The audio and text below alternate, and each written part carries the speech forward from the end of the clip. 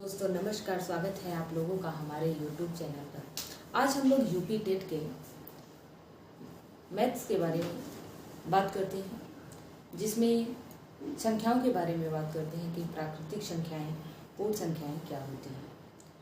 अगर हमारा यह वीडियो आपको अच्छा लगे तो हमारे चैनल को सब्सक्राइब जरूर कीजिएगा और अपने दोस्तों में शेयर भी कीजिएगा। यूपी टेट और सीटेट की तैयारी के लिए हमारे चैनल से ज़रूर जुड़िएगा। साथ में डीएलएड की भी तैयारी इस चैनल पे कराई जाती है। चलिए शुरू करते हैं। संख्या और संख्यांक किसे कहते हैं? सबसे पहले संख्या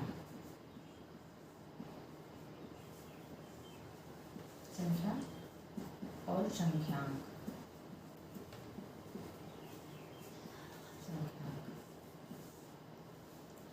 संख्या जिन वस्तुओं को हम गिनते हैं उन्हें संख्या कहते हैं। जिन वस्तुओं को गिनने में प्रयोग करते हैं, जैसे 1, 2, 3, 4, ये संख्या कहलाती है। और संख्या को जिन वस्तुओं से प्रदर्शित करते हैं उसे हम संख्या कहते हैं। जैसे अगर 4 वस्तुएं हैं, हम इसको रोमन अंक में भी कर सकते हैं, अरबी भाषा में भी लिख सकते हैं, या कोई प्रदर्शित किसी भी चिन्ह के द्वारा, प्लस माइनस या किसी भी चिन्ह के द्वारा हम प्रदर्शित कर सकते हैं कि इसका मतलब 4 है, इसका मतलब 3 है, तो उसे हम संख्यांक कहते हैं। अर्थात संख्या जो होती है, हम संख्या जो होती है, जिन वस्तुओं में संख्या का बोध होता है उन्हें हम संख्या कहते हैं। जैसे 1, 2, 3, 4। और जो संख्या संख्यांक के माध्यम से प्रदर्शित की जाती है, चिन्हों या प्रतिचिन्हों के माध्यम से प्रदर्शित की जाती है, उसे हम संख्यांक कहते हैं। अगला देख लेते हैं कि प्राकृतिक संख्या क्या होती है। प्राकृतिक संख्या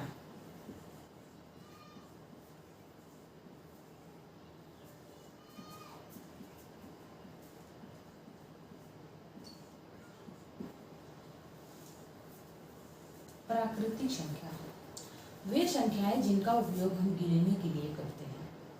वे संख्याएं जिनका उपयोग हम वस्तुओं को गिनने के लिए करते हैं। जैसे ये गेंद है। अगर किसी से पूछा जाए कि यह कितनी गेंद है, तो वह गिन कर ही बता सकता है कि यह 3 गेंद है। अर्थात वे संख्याएं जिनका उपयोग हम गिनने के लिए करते हैं उसे हम प्राकृतिक संख्या कहते हैं। प्राकृतिक संख्याएं गिनने में बोध होती हैं, उसे हम प्राकृतिक संख्याएं कहते हैं। प्राकृतिक संख्याएं 1, 2, 3, 4 डॉट अनंत तक बढ़ती रहती हैं। जबकि 9 संख्याएं, केवल 1 से लेकर 9 संख्याएं इकाई तक अगर पूछा जाए, इकाई में सबसे बड़ी प्राकृतिक संख्या कौन है? 9 है। और सबसे छोटी प्राकृतिक संख्या कौन है? तो वह 1 होगी, क्योंकि 1 सबसे छोटी है और 9 सबसे बड़ी है इकाई के अंक में। दहाई में पूछा जाए तो 99 होगा, सैकड़ा में पूछा जाए 99939 होगा। और यही जो है, यही सबसे बड़ी 2 अंक की सबसे बड़ी प्राकृतिक संख्या ये है, 3 अंक की सबसे बड़ी प्राकृतिक संख्या ये है। तो ऐसे ये बढ़ते रहते हैं। प्राकृतिक संख्या का मतलब समझ में आ गया होगा कि जिनका हम बोध गिनने के लिए करते हैं उन्हें प्राकृतिक संख्या कहते हैं। अब अगला देख लेते हैं, संख्या और संख्यांक। संख्या संख्यांक अभी देखे थे, एक बार और देख लेते हैं। इसके बाद स्थानीय मान लिया गया है। संख्या क्या होती है?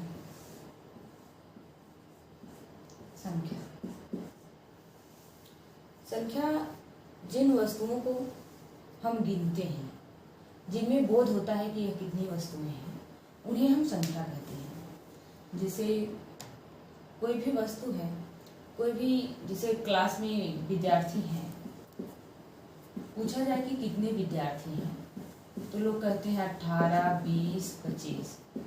वह संख्या के माध्यम से ही बोले हैं कि इतने विद्यार्थी इसमें हैं, तो वह संख्या का बोध हो रहा है, गिनने का बोध हो रहा है, उसे हम संख्या कहेंगे। और संख्यांक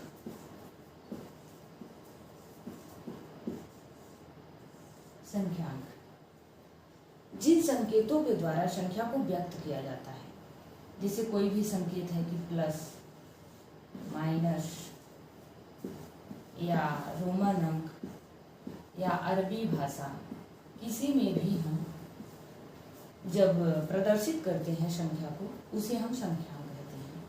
संख्या जो होती है वह गिनी जाती है, लेकिन संख्यांक प्रदर्शित किए जाते हैं चिन्हों के माध्यम से।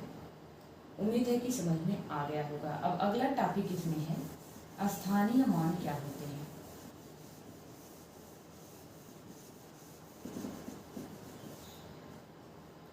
स्थानीय मान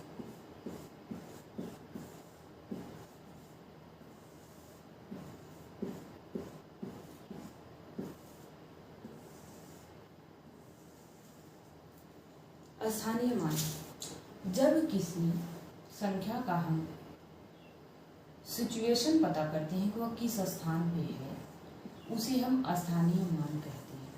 सबसे पहले स्थानीय मान निकालने के लिए हमको इकाई, दहाई,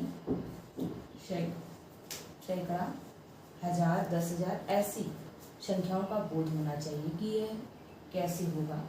तो अगर दिया गया है 322 अगर दिया गया है और पूछ रहा है कि इसमें 3 का स्थानीय मान निकालिए या 2 का या इस वाले 2 का, तो आप क्या करेंगे? सबसे पहले इसको हम देखेंगे कि किस किस स्थान पे है। जैसे ये इकाई के स्थान पे है, ये दहाई के स्थान पे है और ये सैकड़ा के स्थान पे है। अगर वह इकाई के स्थान पे दिया गया हो तो 1 का गुणा करेंगे। अगर वो संख्या दहाई के स्थान पे दी गई हो तो उसमें 10 का गुणा करेंगे। अगर पूछा गया हो सैकड़े वाला तो उसमें 100 का गुणा करेंगे। ऐसे आगे बढ़ते जाएंगे, 1 1 0 बढ़ाते जाएंगे। इकाई पे 1, क्योंकि इकाई का मतलब ही होता है 1, और दहाई जो होता है 1 का 10वां भाग दहाई, तो 1 10 गुणा इसका हो जाएगा, 1 का 10 हो जाएगा। इसमें दहाई और इसका 100 से गुणा करेंगे। ऐसे आगे बढ़ते जाएंगे। अगर इसमें 2 का पूछ रहा है इकाई वाले का तो यहाँ 2 होगा। अगर दहाई वाला 2 पूछ रहा है तो यहाँ 20 होगा, और तिहाई का जो पूछ रहा है यहाँ 300 होगा। अगर हम इन तीनों को जोड़ें तो फिर से वही 322 जो है वही संख्या प्राप्त हो जाएगी। ये थे स्थानीय मान निकालने की विधि।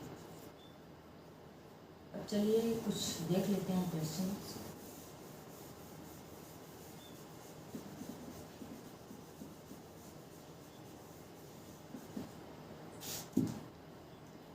जैसे दिया गया है 5318। इसमें पूछा जाए 5 का स्थानीय मान क्या होगा, तो हम लोग सबसे पहले इसको ऐसे करेंगे, 5 लिखेंगे वही संख्या जो दी गई। उसके बाद इसमें गुणा का चिन्ह लगाएंगे। फिर ये किस स्थान पे है, ये इकाई, दहाई, सैकड़ा, हजार, ये 1000वें स्थान पे है। तो इसमें हम 1000 का गुणा करेंगे। 1000 वाले पे 1000 का गुणा करते हैं तो इसमें हो जाएगा 5000। इसका आंसर 5000। ऐसे क्वेश्चन टेट में देखने को मिलते हैं। पॉइंट वाला भी देखने को मिलता है, लेकिन पॉइंट वाला हम लोग कल देखेंगे। अगला अगर स्थानीय मान पूछ दिया जाए कि 18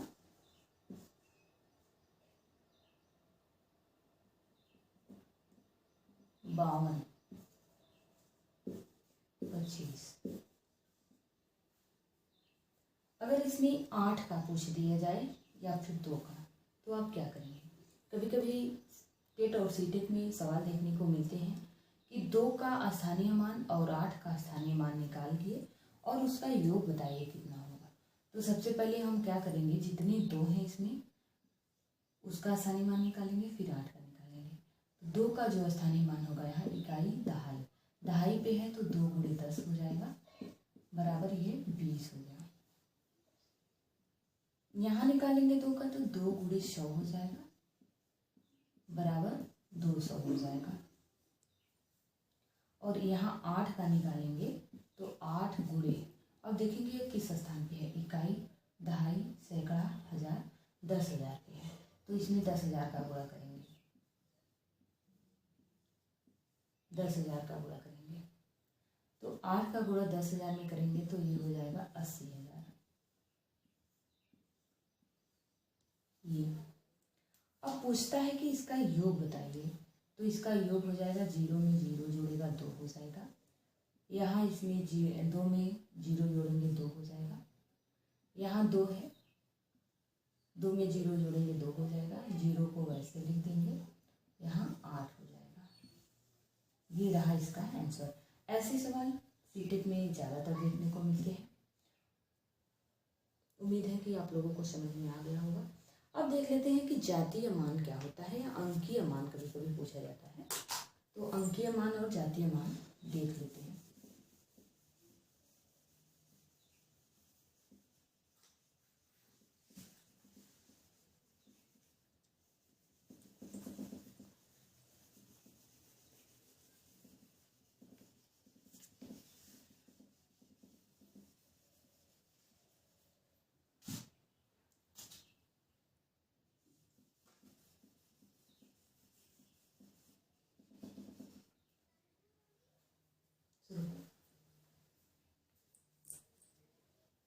शुरू। अब जातीय मान देखते हैं कि जातीय मान क्या होता है। संख्या का जातीय मान अगर निकालना है तो हम क्या करें। जातीय मान को हम अंकित मान भी कहते हैं, इसको अंकित मान भी कहा जाता है, अंकित मान। तो जातीय मान क्या होता है, अगर किसी संख्या का जातीय मान पूछा गया है, अगर पूछा गया 8 का जातीय मान, तो स्वयं वही संख्या होगी। 8 का जातीय मान 8 होगा। 2 का जातीय मान 2 होगा। जातीय मान का मतलब है जिस संख्या का पूछा जाए कि इसका जातीय मान क्या होगा, तो जातीय मान सेम वही रहेगा। उसमें किसी भी संख्या का गुणा या भाग नहीं करते हैं, क्योंकि जातीय मान जो होता है वो अंकित मान ही पूछ रहा होता है। तो ये रहे हमारे कुछ क्वेश्चंस और टॉपिक से संबंधित प्रश्न भी रहे। उम्मीद है कि आप लोगों को समझ में भी आया होगा। आज के लिए बस इतना ही। मिलते हैं अगले वीडियो में नेक्स्ट डे। तब तक के लिए आप लोगों को बहुत बहुत धन्यवाद। और यदि हमारा वीडियो आपको अच्छा लगे तो हमारे चैनल को सब्सक्राइब ज़रूर कीजिएगा, अपने दोस्तों में शेयर भी कीजिएगा। बहुत बहुत धन्यवाद।